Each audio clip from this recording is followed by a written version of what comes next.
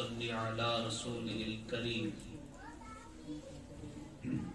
اما بعد فاعوذ بالله من الشيطان الرجيم بسم الله الرحمن الرحيم ان الدين عند الله الاسلام صدق الله مولانا العلي العظيم وصدق رسوله النبي الامين الكريم ونحن على ذلك لمن الشاهدين والشاكرين والحمد لله رب العالمين. حاضرین، انتہائی عقیدت و محبت کے ساتھ تاجدار کائنات جناب محمد صلی اللہ علیہ وسلم کی بارگاہ بے کس پناہ میں بآواز بلند درود شریف کا ہدیہ پیش فرمائے. اللہم صلی علی سیدنا محمد وعلی محمد وبارک وسلم. صلاة و سلاما علیک یا سیدی یا رسول اللہ صلی اللہ تعالی علیہ وسلم. اللہ کے فضل و کرم سے ہم اور آپ خانقاہ اشرفیہ میں سلطان الہند عطائے رسول خواجہ خواجگاہ سرکار غریب نواز رحمت اللہ تعالی علیہ کی بارگاہ میں خراج عقیدت پیش کرنے کے لیے جمع ہوئے. یقیناً جس طرح اجمیر کی زمین پر سرکار غریب نواز کا فیضان بٹ رہا ہے، اسی طرح دنیا کے کونے کونے میں جہاں پر بھی غریب نواز کے چاہنے والے انہیں پکار رہے ہیں، ہمارا ایمان ہے کہ غریب نواز کا فیضان وہاں بھی پہنچ رہا ہے. بے شک. اور سرکار غریب نواز کے تعلق سے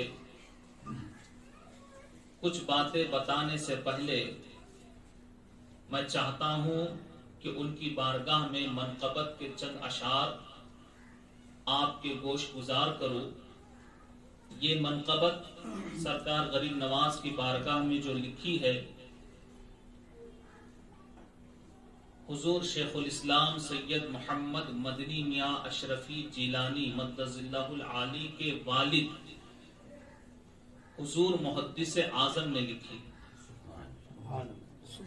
اور آپ اس پر غور کریں، توجہ دیں تو یقیناً آپ کے دل میں جو غریب نواز کی محبت ہے وہ ضرور مچلے گی. حضور محدث اعظم ہند فرماتے ہیں، غریب آئے ہے در پہ تیرے غریب نواز. غریب، یہاں اپنی عاجزی دیکھیے، غریب آئے ہے در پہ تیرے غریب نواز، کرو غریب نوازی میرے غریب نواز.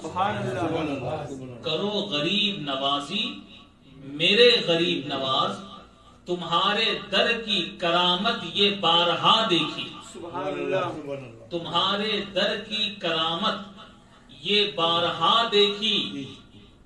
غریب آئے ہے، غریب آئے ہیں اور ہو گئے غریب نواز. تمہارے در کی کرامت یہ بارہا دیکھی. غریب آئے ہیں اور ہو گئے غریب نواز. تمہاری ذات سے میرا بڑا تعلق ہے. کیونکہ حضور محدث اعظم ہند علیہ الرحمن یہ بھی سید ہے، آل رسول ہے، اولاد علی ہے، حسن و حسین کی اولاد ہے، اور سرکار غریب نواز بھی نجیب الطرفین سید ہے، حسنی حسینی سید ہے. تو حضور محدث اعظم فرماتے ہیں کہ تمہاری ذات سے میرا بڑا تعلق ہے کہ میں غریب بڑا، تم بڑے غریب نواز. میں غریب بڑا، تم بڑے غریب نواز. یہاں ایک لطف کی بات بھی سنیے. حضور محدث اعظم کے چھوٹے بیٹے حضرت مدنی میاں کے چھوٹے بھائی حضور غازی ملت سید محمد ہاشمی میاں اشرفی، جب سرکار غریب نواز کی شان میں آپ تقریر کر رہے تھے، خطاب کر رہے تھے، تو دوران خطاب آپ نے ایک جملہ کہا. حضور غازی ملت نے کیا کہا کہ اے غریب نواز، اگر تم بڑے ہیں تو ہم بھی چھوٹے نہیں. لوگوں کو آپ کے جملے سے تھوڑی حیرت ہوئی، اور حضور غازی ملت کی تقریر ہوتی ہے اسی ہے، سب حیرت میں پڑ جاتے ہیں. جملہ سن کر لوگ پریشان ہوئے. آپ نے کہا کہ اے غریب نواز، اگر تم بڑے ہیں تو ہم بھی چھوٹے نہیں. کیوں؟ کیونکہ میرے والد نے کہا ہے کہ میں غریب بڑا، تم بڑے غریب نواز، تم دینے میں بڑے ہیں، ہم لینے میں بڑے ہیں. تم دینے میں بڑے ہیں تو ہم لینے میں بڑے ہیں. آگے فرماتے لگا کہ آس بڑی دور سے میں آیا ہوں، لگا کہ آس بڑی دور سے میں آیا ہوں، مسافروں پہ کرم کیجئے غریب نواز، مسافروں پہ کرم کیجئے غریب نواز. نہ مجھ سا کوئی گدا ہے، نہ تم سا کوئی کریم. نہ مجھ سا کوئی گدا ہے، نہ تم سا کوئی کریم. نہ در سے اٹھوں گا بے کچھ لیے غریب نواز، نہ در سے اٹھوں گا بے کچھ لیے غریب نواز. حضور اشرف سمنا کے نام کا صدقہ. حضور محدث اعظم مخدوم پاک کی اولاد ہے، روحانی اولاد. آپ فرماتے ہیں حضور اشرف سمنا کے نام کا صدقہ.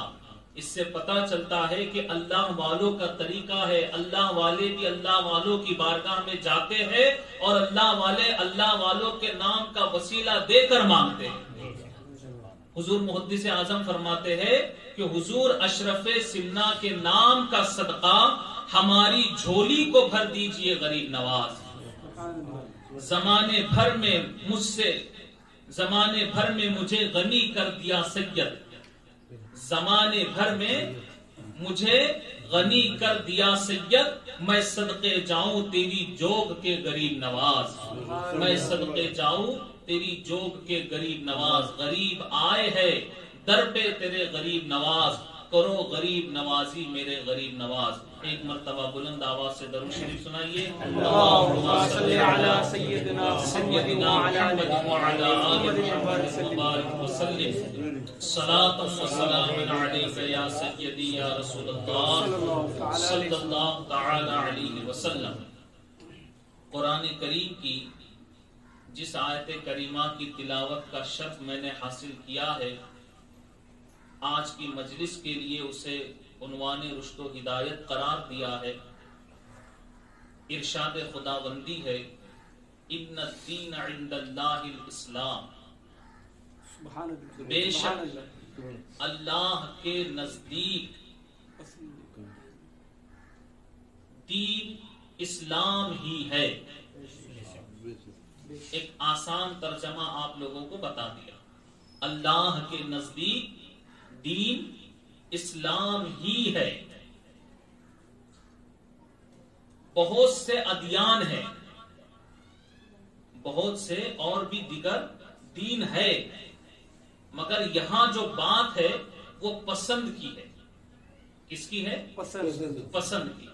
اللہ کے نزدیک جو پسندیدہ دین ہے وہ اسلام. اللہ کے نزدیک جو پسندیدہ دین ہے وہ کون سا ہے؟ اسلام. اور یہیں پر آپ غور کریں، یہ اللہ کی پسند ہے. کس کی پسند؟ اللہ کی پسند. اور جو اللہ کی پسند وہی رسول اللہ کی پسند. جو اللہ کی پسند وہ رسول اللہ کی پسند. جو اللہ رسول کی پسند وہی سارے انبیاء کی پسند. اور جو اللہ رسول کی پسند وہی سارے اولیاء اللہ کی پسند. بس اسی پسند پر ہمیں غور کرنا ہے کہ یہ اسلام جو اللہ کو پسند ہے، انبیاء کو پسند ہے، اولیاء کو پسند ہے، تو اس اسلام کی خاطر انبیاء علیہم السلام نے تکلیفیں اٹھائی، اسی اسلام کی خاطر اولیاء اللہ نے مشقتیں جھیلی، اسی اسلام کی خاطر اللہ کے محبوبین بندوں نے بڑی سے بڑی قربانیاں پیش کی۔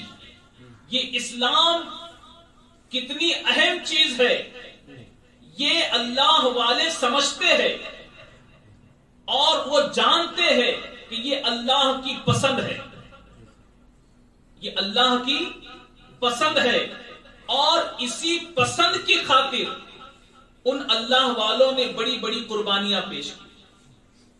وجہ یہ ہے کہ اللہ کی پسند کی اہمیت کیا ہے، اس کی قدر کیا ہے، یہ ہمیں معلوم نہیں، اس لیے ہم اس کی قدر نہیں جانتے۔ جو اس کی قدر جانتے ہیں انہوں نے اس کے خاطر قربانیاں پیش کی، گھر کا گھر لٹایا، سب کچھ چھوڑ دیا، لمبے لمبے سفر کیے، مشقتیں اٹھائی، کیوں؟ اسلام کی خاطر، کیونکہ اسلام اللہ کی پسند ہے۔ ہمیں قدر نہیں ہے، ہم جانتے نہیں یہ اسلام ہے کیا، ہم صرف اتنا سمجھتے ہیں کہ سال میں ایک شب آتی ہے جسے شب قدر کہتے ہیں، اتنا ہم سمجھتے ہیں کہ سال میں ایک شب آتی ہے جسے شب قدر کہتے ہیں، مگر قدر والے جو ہوتے ہیں ان کا حال کیا ہے دیکھیے کہ ایک اللہ والے سے کسی نے پوچھا شب قدر کب ہوتی ہے، تو وہ جواب دیتے ہیں کہ ہمارے لیے تو ہر شب شب قدر ہے۔ سبحان اللہ، کیونکہ وہ جانتے ہیں اسلام کیا ہے، ان کو پتا ہے اسلام کی اہمیت کیا ہے۔ آپ غور کیجئے، اسی اسلام کے لیے جو اللہ کی پسند ہے، رسول اللہ کی پسند ہے، اسی اللہ کی پسند کے لیے انبیاء علیہ السلام نے کتنی تکلیفیں اٹھائی۔ ہم انبیاء علیہ السلام کی تاریخ سنتے ہیں، پڑھتے ہیں، انہیں لوگوں نے کتنا ستایا، لیکن ان کا مقصد کیا تھا؟ اللہ نے جس کام کے لیے ہمیں بھیجا ہے ہم اسلام کا پرچم بلند کریں، اس لیے انہوں نے تکلیفیں اٹھائی، مگر اللہ کی اس پسند کے لیے قربانیاں دی، اور جو کام کے لیے اللہ نے بھیجا تھا اس کام کو انہوں نے پورا کیا۔ یہ انبیاء علیہ السلام کی زندگی تو ہے، مگر آپ دیکھیے سرکار دو عالم علیہ السلام وجہ تخلیق کائنات ہے، بے شک سرکار دو عالم علیہ السلام کی ذات وجہ تخلیق کائنات ہے، کیونکہ محمد نہ ہوتے تو کچھ بھی نہ ہوتا۔ نبی کے صدقے ہمیں دین ملا، ایمان ملا، اسلام ملا، اور اسلام لانے والا جب دنیا میں تشریف لایا، ویسے تو اسلام پہلے ہی آ چکا ہے نا، لیکن اگر نور محمدی نہ ہوتا تو کچھ نہ ہوتا، بے شک، کیونکہ اللہ تبارک و تعالیٰ نے ہر مخلوق میں سب سے پہلے اپنے محبوب کے نور کو اپنے نور سے پیدا فرما، نور محمدی کو پیدا فرما، اور بصورت بشری انبیاء علیہ السلام میں سب سے آخری نبی بنا کر بھیجا۔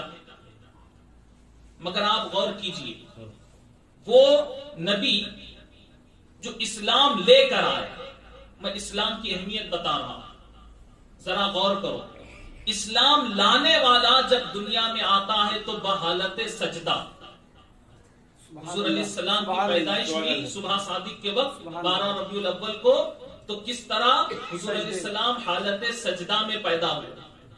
تو اسلام لانے والا جب دنیا میں آیا تو بحالت سجدہ، اور اسلام بچانے والا جب دنیا سے گیا تو بحالت سجدہ۔ سبحان اللہ، سبحان اللہ۔ تو سمجھو اسلام کی اہمیت کیا ہے کہ از اول تا آخر ہمیں خدا کے حضور جھکے رہنا ہے۔ بے شک، بے شک، اسی اسلام کے لیے نبی نے اتنی محبت کی، اس اسلام سے نبی اتنی محبت کرتے ہیں کہ جب کبھی اسلام پر کوئی خطرہ آیا تو نبی نے اپنے بیٹوں کی قربانی دی۔ بے شک، بے شک، اور آج دنیا کے گوشے گوشے میں جو اسلام نظر آ رہا ہے، جو یہ اسلام کا گلشن نظر آ رہا ہے، یقیناً اس اسلام کی رگوں میں نبی کا خون ہے، بے شک بے شک، سبحان اللہ۔ اور اس اسلام کی بقا کے لیے جہاں ضرورت پڑی نبی کے گھرانے نے قربانی دی ہے۔ سبحان اللہ۔ اس سے یہ پتا چلتا ہے اللہ کی پسند ان کے نزدیک کیا اہمیت رکھتی ہے۔ ہم نے تو صرف لفظ پسند سنا اور بولتے بھی ہے، نہ جانے اپنی زندگی میں کیسی کیسی چیزوں کو پسند کرتے ہیں، مگر بزرگوں کی زندگی سے دیکھو کہ انہیں اسلام کتنا پسند ہے اور اس پسند کی خاطر انہوں نے کتنی قربانیاں دی ہیں۔ بے شک بے شک، اسلام پر جب کبھی آنچ آئی، جب کبھی خطرہ آیا تو نبی نے اپنے بیٹوں کی قربانی دی۔ جب کربلا میں اسلام خطرے میں آیا تو نبی نے اپنے بیٹے حسین کی قربانی پیش کی۔ بے شک بے شک، اسی طرح جب اسلام کو زندہ کرنا تھا تو وہاں حضور علیہ السلام نے اپنے بیٹے شیخ عبد القادر جیلانی حضور غوث اعظم کو بھیجا، اور بھارت کی دھرتی پر جب اسلام کو پھیلانا ہوا تو نبی نے اپنے بیٹے خواجہ معین الدین حسن سنجری کو بھیجا۔ سبحان اللہ۔ یہ نبی کا گھرانہ ہے۔ آپ غور کیجئے، انہوں نے اسلام کے لیے، اسی لیے ان کو بزرگان دین کہتے ہیں۔ کیا کہتے ہیں؟ بزرگان دین۔ دین کی اشاعت اور دین اسلام کا پرچم انہی بزرگوں نے بلند کیا ہے۔ بے شک، اس لیے حضور غوث پاک کا جو لقب ہے، جو ان کا نام ہے محی الدین، دین کو زندہ کرنے والا۔ آپ نے دین کو زندہ کیا، اور غریب نواز کا نام ہے معین الدین، دین کا مددگار۔ آپ نے دین کی مدد کی، اور آپ دیکھیے اسلام کی خاطر ان بزرگوں کی جو قربانیاں ہیں وہ ہم اور آپ سنتے ہیں، مگر اس پر غور نہیں کرتے کہ انہوں نے اتنی قربانیاں دی تو کس لیے؟ آج ہی اسلام ہم تک آیا۔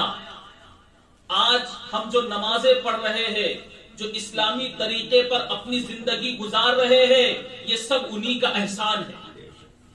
اگر وہ قربانی نہ دیتے تو آج اسلام ہم تک نہیں پہنچتا۔ کربلا کی تاریخ تو ہمیں پتا ہے، اور ہر سال ہم اس کے واقعات سنتے ہیں، مگر اس سے کیا کبھی ہم نے یہ بھی سبق لیا ہے کہ ان کے نزدیک اسلام کی قدر کیا تھی؟ اتنی قربانیاں انہوں نے کس لیے دی؟ ہماری خاطر، بے شک، کہ وہ گلشن اسلام جسے نبی نے اپنے خون سے سینچا ہے وہ نبی کی امت تک پہنچے۔ بے شک، اسی خاطر انہوں نے اپنے خاندان کو قربان کیا، سبحان اللہ، سبحان اللہ۔ اسی اسلام کی خاطر کروانا۔ حضور غوث پاک رضی اللہ تعالیٰ عنہ نے کثرت سے کرامتیں دکھا کر اسلام کو زندہ کیا۔ وہاں اسلام پھیلانا نہیں تھا، اسلام پہلے سے تھا۔ مرتبہ ولیوں میں سب سے بڑا غوث پاک کا ہے، بے شک، مگر آپ کی ذات سے بے شمار کرامتیں ظاہر ہوئی۔ بے شک، بے شک۔ تو حضور غوث پاک رضی اللہ تعالیٰ عنہ نے کرامتیں دکھائی۔ وہاں ضرورت تھی کرامتوں کی، اس لیے وہاں دکھائی۔ لیکن جب ہندوستان کی سرزمین پر اسلام کو پھیلانا تھا تو یہاں کرامتوں کی ضرورت نہیں تھی۔ تو سرکار غریب نواز جب ہند کی دھرتی پر تشریف لائے تو نہ تلوار لے کر آئے، نہ اپنی کرامتوں کے زور پر لوگوں کو اسلام میں داخل کرایا، بلکہ سرکار غریب نواز جو ہندوستان میں تشریف لائے تو مصطفیٰ کا کردار لے کر آئے۔ سبحان اللہ، سبحان اللہ۔ اور انہوں نے اپنے اس کردار سے، نبی کے کردار کی خوشبو کا یہ اثر تھا کہ غریب نواز نے اپنے کردار سے جو اسلام پھیلایا، ان کی دعوت پر 99 لاکھ لوگوں نے کلمہ پڑھا اور اسلام میں داخل ہوا۔ سبحان اللہ۔ تو یہ کردار مصطفیٰ کی خوشبو ہے۔ لیکن دوستو، یہ اتنا آسانی سے ہم تک نہیں پہنچا. ہم تو سوچ رہے ہیں کہ ہم مسلمان ہیں, ہم کلمہ گو ہیں, ہم کلمہ پڑھتے ہیں, مگر سرکار غریب نواز نے اتنا لمبا سفر کیا, اپنا گاؤں چھوڑا, گھر چھوڑا اور یہاں تشریف لائے, اور ہندوستان کی حکومت سلطنت نبی نے ان کو عطا کی. لیکن یہ ساری تکلیفیں جو اٹھائی کس کے لیے؟ اسلام کی خاطر, کیونکہ وہ جانتے ہیں یہ اللہ کی پسند ہے. اب ہم اپنی زندگی کا محاسبہ کریں, ہم اپنی زندگی کا جائزہ لیں. ہم تو اللہ کے بندے ہیں, غریب نواز کے چاہنے والے ہیں, لیکن کیا ہم نے اس پر بھی کبھی غور کیا کہ غریب نواز کی پسند کیا ہے؟ اس پر ہم نے غور کیا یا نہیں کیا کہ غریب نواز کی پسند کیا ہے؟ غریب نواز کو تو ہم چاہتے ہیں, لیکن کبھی یہ بھی تو سوچو غریب نواز ہم سے کیا چاہتے ہیں. غریب نواز نے اتنا لمبا سفر کیا, ہندوستان کی سرزمین پر تشریف لائے اس لیے نہیں کہ میرے چاہنے والے میرے نام سے لنگر لٹائے, نیاز نذرانے کرے, پھول چادر پیش کرے.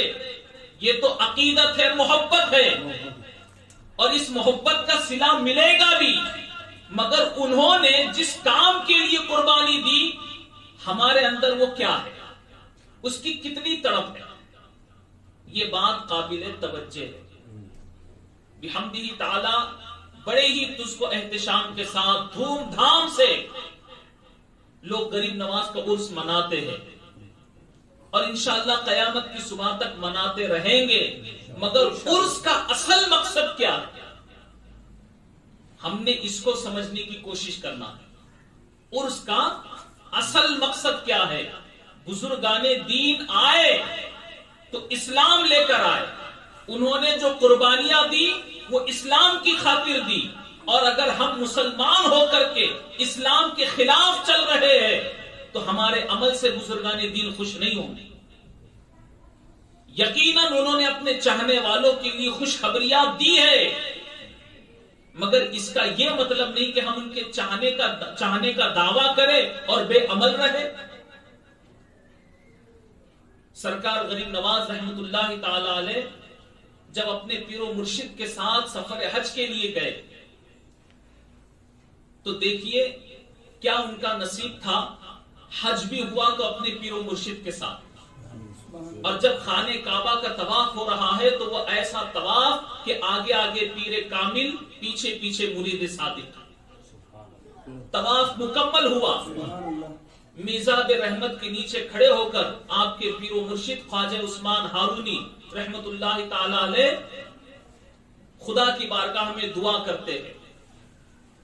حضور غریب نواز کا ہاتھ پکڑ کر کہتے ہیں کہ یا اللہ, معین الدین حسن کو تیری بارگاہ میں لایا ہوں, قبول فرما. تو غیب سے ندا آئی, معین الدین ہمارا دوست ہے, ہم نے اسے قبول فرمایا اور عزت بخشی. حضور غریب نواز کو اپنا دوست خدا نے کہا ہے, معین الدین ہمارا دوست ہے, ہم نے قبول بھی فرمایا, عزت بھی بخشی. اس کے بعد آپ کے پیر و مرشد کے ساتھ آپ مدینہ منورہ حاضر ہوئے, بارگاہ رسالت میں حاضری دی, صلاۃ و سلام کا نذرانہ پیش کیا. الصلاۃ والسلام علیک یا رسول اللہ صلی اللہ علیہ وسلم.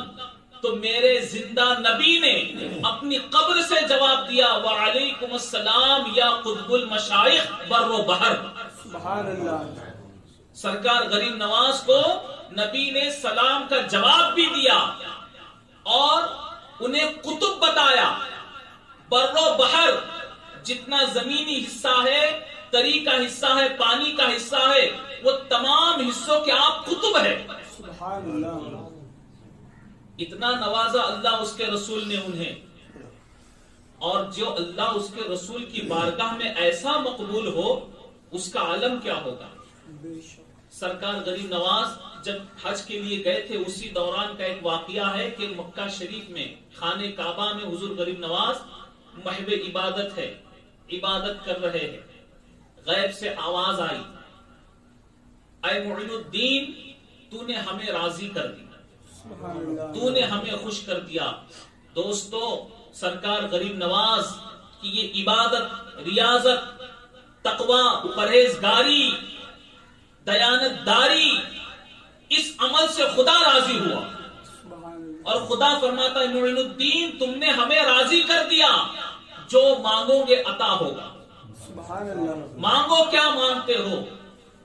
ذرا دیکھیے انہیں اپنے چاہنے والوں سے کتنی محبت ہے. ہم یہ باتیں بہت مرتبہ سن چکے ہیں، مگر میں آپ کو یہ بتانا چاہ رہا ہوں کہ سرکار غریب نواز کو اپنے چاہنے والوں سے کتنی محبت ہے. اس کے ساتھ ساتھ ہم یہ بھی غور کریں کہ ہم ان کے چاہنے والے ہمیں ان سے کتنی محبت. تو سرکار غریب نواز نے کیا کیا؟ اللہ کی بارگاہ میں کہا یا اللہ اگر تم مجھ سے راضی ہے تو میں یہ چاہتا ہوں کہ میرے جو مرید ہے اور جو مریدوں کے مرید ہوں گے قیامت تک، تو ان سب کو بخش دے. تو غیب سے ندا آئی کہ اے معین الدین جو تمہارے مریدوں کے مرید قیامت تک ہوں گے میں سب کو بخشتا رہوں گا. تو اللہ کی بارگاہ سے ان کے مریدوں کے لیے بخشش کا اعلان آیا. تو اب یہ بات تو حق ہے، اس کا انکار نہیں. غریب نواز نے اپنے چاہنے والوں کے لیے، اپنے مریدوں کے لیے خوشخبری دی. یقیناً وہ اللہ کی بارگاہ میں بخشائے ہے، وہ جنتی ہے. لیکن کیا جنتی ہونے کا مطلب ہے ہم سب چھوڑ دیں؟ کچھ لوگوں کو تو یہاں یہ اعتراض ہوتا ہے کہ غریب نواز کون ہوتے ہیں جنت دینے والے. کچھ لوگ یہاں اعتراض کریں گے، آپ کو گمراہ کرنے کی کوشش کریں گے، غریب نواز کون ہے؟ لیکن یاد رکھو اللہ نے اپنے محبوبین کو یہ اختیار دیا ہے کہ جب وہ دعا کرتے ہیں تو اللہ ان کی دعا کو رد نہیں کرتا، ان کی دعا کو اللہ ضرور قبول فرماتا ہے. یقیناً خدا جنت کا خالق ہے، خدا بنانے والا ہے، مگر اس کے محبوب اس کی تقسیم کرتے ہیں. حضور علیہ السلام نے بھی تو جنت بانٹی نا. یہ تو حدیث مبارکہ ہے اور اس کا انکار بھی نہیں کر سکتے. 10 صحابہ کرام جنہیں عشرہ مبشرہ کہا جاتا ہے، جنہیں حضور علیہ السلام نے دنیا میں ہی جنت کی بشارت دی، تو معلوم ہوا کہ نبی کو بھی اختیار ہے وہ جنت دے. اور یہ عقیدہ صحابہ کا بھی ہے، کیونکہ صحابہ نے نبی کی بشارت کے بعد اعتراض نہیں کیا، کیونکہ یہ عقیدہ ہے ان کا کہ خدا جنت کا مالک ہے، مصطفیٰ اس کے، خدا جنت کا خالق ہے، مصطفیٰ اس کے مالک، اس لیے انکار نہیں کیا. مانا نبی کے بات کو، تو نبی جنت کو تقسیم کر رہے ہیں اور نبی ہی کی اولاد ہے حضور غریب نواز. اللہ کی بارگاہ میں مقبول ہے غریب نواز.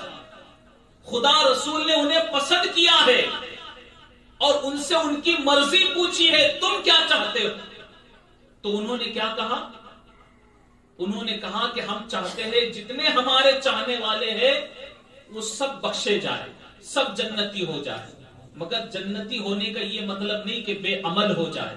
نبی نے 10 صحابہ کرام کو عشرہ مبشرہ کو جنت کی خوشخبری دی، مگر کیا کوئی بتا سکتا ہے کہ وہ عشرہ مبشرہ میں کوئی بے نمازی تھا؟ کسی نے عمل چھوڑ دیا؟ نہیں نا.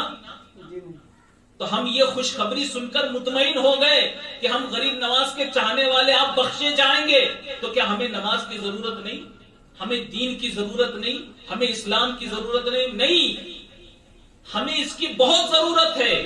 ہمیں غور کرنا ہے کہ جس اسلام کی خاطر انہوں نے اتنی قربانیاں دی، جس اسلام کی خاطر انہوں نے اتنی تکلیفیں اٹھائی، آج ہم تھوڑی سی تکلیف نہیں اٹھا سکتے؟ اگر ہم نے اس تکلیف کو اٹھانا گوارا نہیں کیا تو پھر یہ بات حق ہے کہ ہم صرف زبانی دعویٰ کرتے ہیں کہ ہم ان کے چاہنے والے، لیکن دل سے چاہنے والے نہیں. اس لیے کیونکہ جو کسی کے دل کا چاہنے والا ہوتا ہے، دل سے جو کسی کو چاہتا ہے، وہ اس کے لیے تکلیفیں بھی اٹھاتا ہے نا. اگر ہم واقعی دل سے غریب نواز کو چاہنے والے ہیں تو ہم اسلام کی خاطر بھی تکلیفیں اٹھائیں، اپنی زندگی کا ہر عمل ایسا بنائے کہ ہمارا چلنا پھرنا اٹھنا بیٹھنا سونا جاگنا ہر کام اسلام کے مطابق۔ تب اگر ہم نے اس طرح زندگی گزاری تو پھر یقیناً ہم نے سرکار غریب نواز کے جو قربانیاں تھی، جو تکلیفیں اسلام کے لیے انہوں نے جھیلی، اگر اس طرح ہم نے زندگی گزاری تو سمجھ لو کہ یقیناً ہم نے غریب نواز کا عرس کیا۔ کیا کیا؟ عرس کیا۔